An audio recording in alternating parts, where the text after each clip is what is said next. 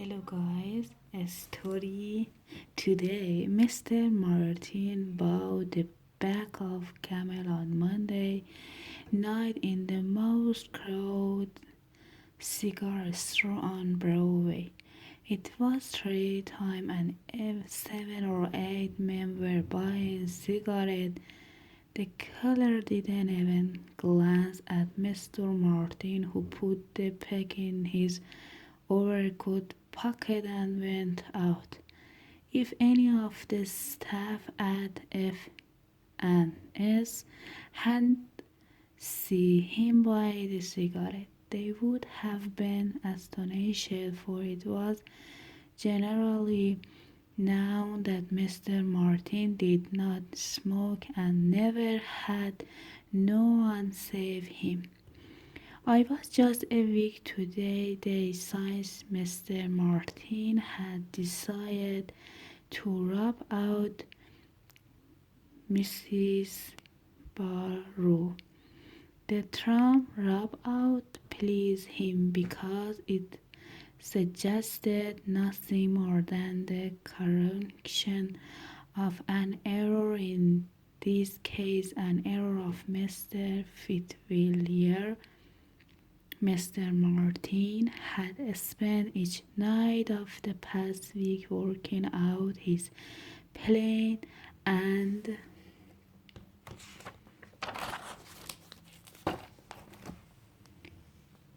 examining it. As he walked home now, he went over it again for the 100th time. He rested the element of impressions, the margin of guesswork that entered into business. The project, as he had worked it out, was close and bold. The risks were considerable. Something might to run anywhere along the line, and thrilling like the kind of his escape. No one would ever see it. A cashew Penstein, hand of Errol Martin, head of the filling department at FC, of whom Fitzwilliam ran on state. Man is fallible, but Martin then no one would see his hand, that is, unless it were caught in the act. Sitting in his apartment,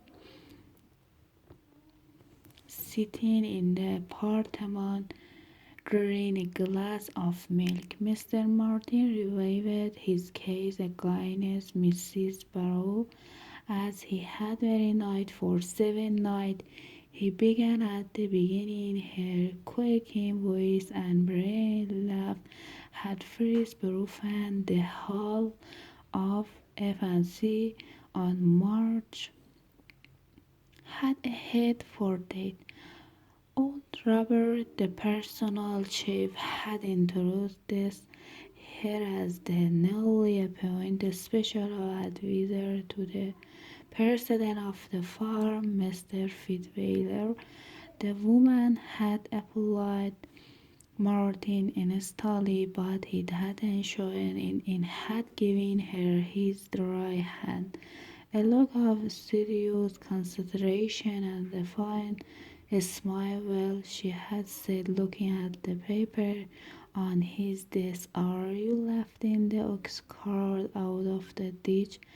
As Mr. Martin recalled that moment over his meal, he squirmed silently. He must keep his mind on her crime as a special advisor, not on her peccadilloes as a personation, and sustaining the fall of the woman as the woman kept Catherine on his mind like an unruly witness.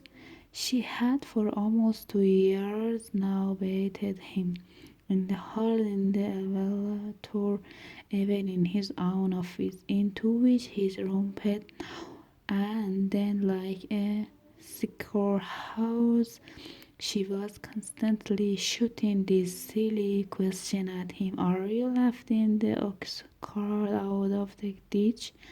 Are you trying up the pitch? Are you hurrying down the ring bar? Are you scraping around the bone of the pickle bar? Are you sitting in the catbird seat?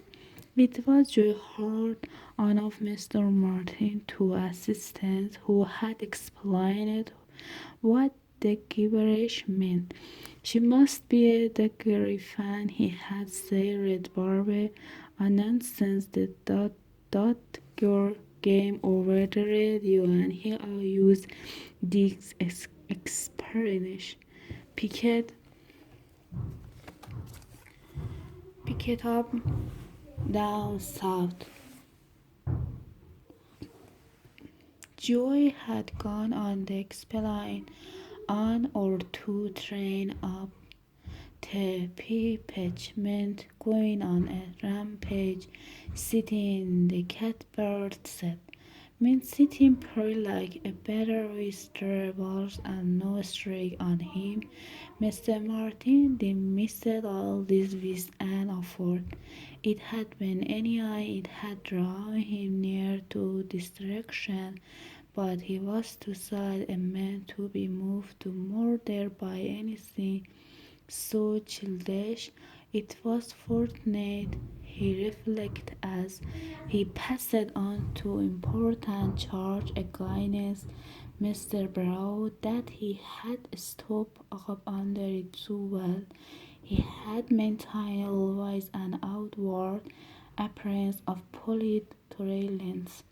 "Well, I even believe you like a woman, Miss Parrott," his other assistant had answered to him. He had simply smiled. Goodbye. To be continued.